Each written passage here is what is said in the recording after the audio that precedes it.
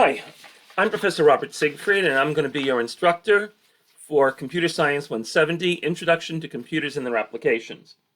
On the syllabus, you can see my office number is 407 Science Building, but due to the COVID-19 pandemic, pardon me, and given that campus is still closed, it may not be of much use this semester, but after the summer's over and we go back in the fall, feel free to stop by. You see there my office number. I will be checking messages, and if you want to leave a message, you can do that. Probably the easiest way to get a hold of me will be through email. I promise that I will be maintaining a 4-hour response time on emails that you send on Monday through Friday, 8 a.m. to 10 p.m., and Friday, 8 a.m. to 6 p.m. What that means is that if you send me an email over the weekend, I will get back to it first thing Monday morning, but I'm not going to be getting back to it sooner than that in most cases.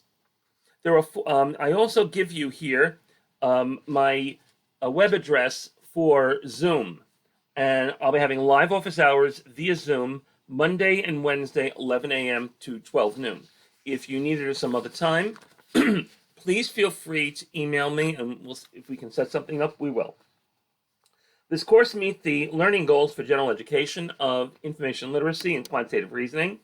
It does not meet distribution goals for formal sciences. There are basically 4 main learning goals of the course.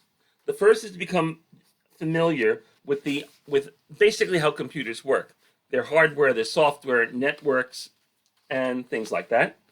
Second, to become familiar with basic software applications, word processing, spreadsheets, and presentation graphics. We would normally look to do this in a live session, a live course rather, using Microsoft Office, Word, Excel, and PowerPoint. Given that we are doing this online, and I can't assume you definitely have access to those, we'll be using Google Apps, Google Docs, Google Sheets, and Google Slides, and we'll be talking about how to use these as the semester goes on. The textbook for the course is New Perspectives on Computer Concepts 2018 Introductory by June Jamrick Parsons, published by Cengage. It's available through the university bookstore, and there is an electronic version of the book, which in many cases I assume may be what you're looking for at this time. Now, once I can turn this over. Because it's a computer literacy class, we will also be spending some time on citations, evaluating sources, and finding informational resources. And we'll be talking a bit about that. To do the assigned work, you obviously need a computer. You obviously need a browser. To do the web page creation, you're going to find that you will need a text editor. If you are working on a PC, that means Notepad.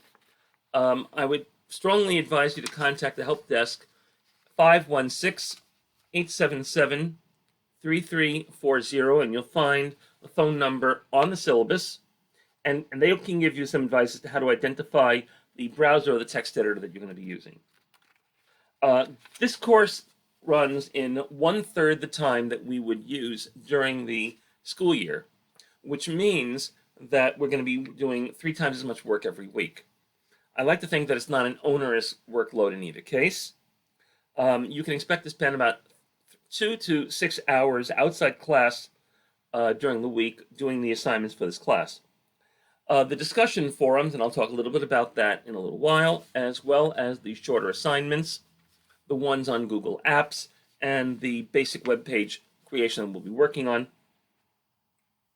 will be graded on a check plus check, check minus system.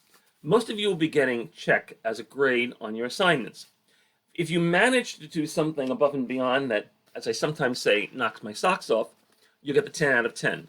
In both cases, that corresponds to an A, whether it is in the case of check, the floor grade for an A, or obviously check plus much more than that. If something is deficient, you'll get a check minus. That translates to 7.5 out of 10. And for the record, Once materials like this are graded, you'll have 24 hours if you wish to fix it and resubmit it. If you do that, I will regrade it. Grading the course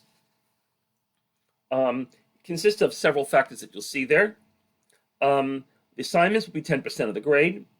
Forum entries will be 20% of the grade. These are short questions. They don't necessarily require you to post a great deal. If you've written more than a paragraph, you've probably written more than you need to. Although, pardon me, there will be one exception to that when you're writing your name in ASCII, but that's something you'll see a little later. Lecture quizzes, I'm calling them exams on the syllabus, but they really are quizzes. And you'll have 20 minutes for each of them, and you'll see the schedule for that in a couple of moments. And they're basically just 10 questions. They're fairly quick. I've rarely run into a student who found that they were not able to do it within the 20 minutes. Not meant to be that horribly hard. Google app. There's going to be a quiz on Google Apps, and that'll be worth 10%. As will one on HTML. We'll talk more about that later. And there will be 3 term projects. They'll be in the latter half of the summer session. Collectively, they'll be 30% of the grade.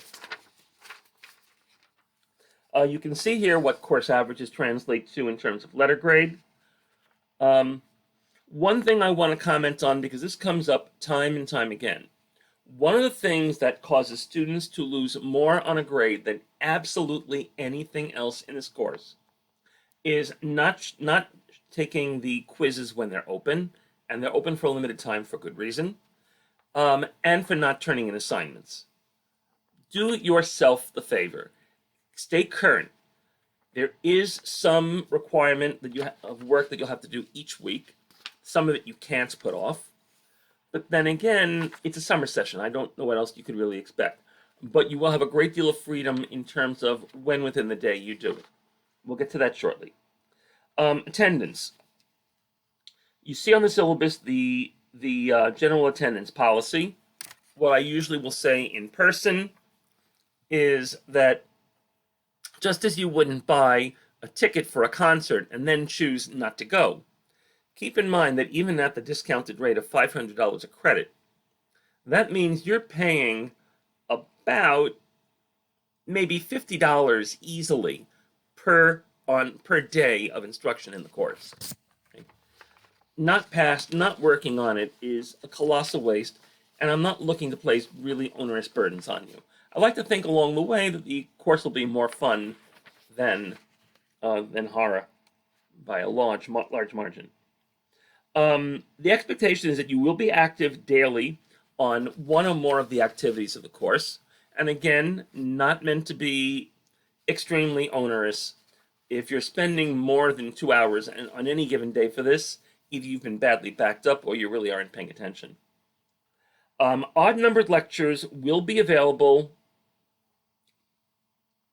for the most part on Monday and Tuesday. Monday and Tuesday, the expectation is that you'll be taking the quiz on Wednesday. Even-numbered lectures will be available starting on Wednesday. The expectation is you'll do Wednesday and Thursday, and in most cases taking the quiz the following Monday. Now, one thing that I should add to this is that the last week will be an exception.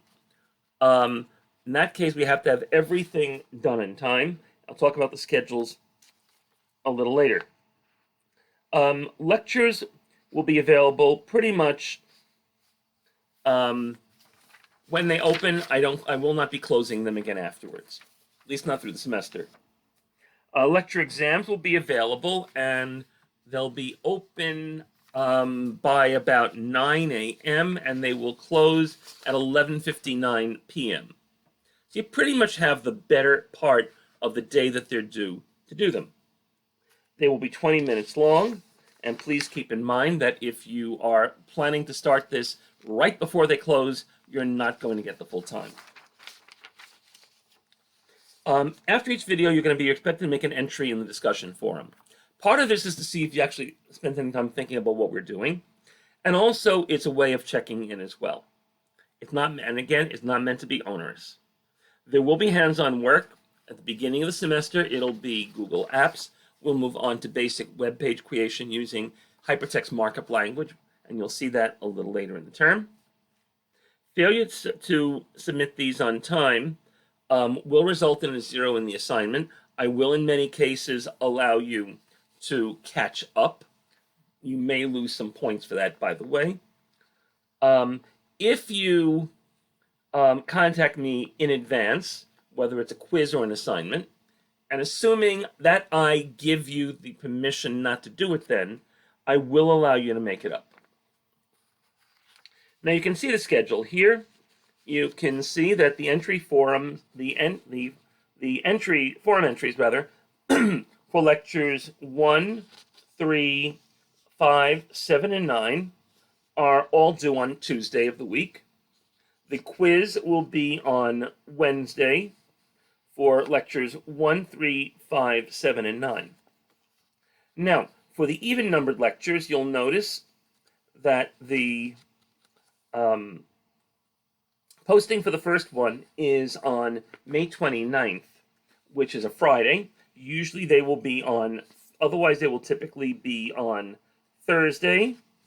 And you will notice that the quizzes for the later ones will be on, for the even number ones will be on Wednesday. We will be sticking to the schedule that you see there. So any rule of thumb in terms of which day of the week it'll be generally is superseded by exactly what you see here, the schedule you'll see here. Now, there will be, in addition to assignments, there will be a practical exam on Google Apps. I will open it on June 8th, and it'll be due on June 9th. And it will be basically creating a document in Google Docs, a spreadsheet on Google Sheets, and a slideshow on Google Slides. After that, we will be moving on to first the internet scavenger hunt, and that's not meant to be an onerous assignment. And from there, we will start doing basic HTML, and so you can do projects on that. We'll also take some time along the way to start on the information literacy assignments. Now, I want to make one thing very clear. All of the assignments have a video showing you what to do. And then the assignment will basically give you the opportunity to do it. So all of that will be there. I mentioned attendance. Those who know me well know that I never, ever, ever, ever give a hard time to a student when they want to use an accommodation to which they are entitled. If you are entitled to accommodations, then you know how to work with the Student Access Office in this regard. If you have one but you haven't dealt with them before, please do so at your earliest opportunity. I don't give students a hard time for using accommodations to which they're entitled.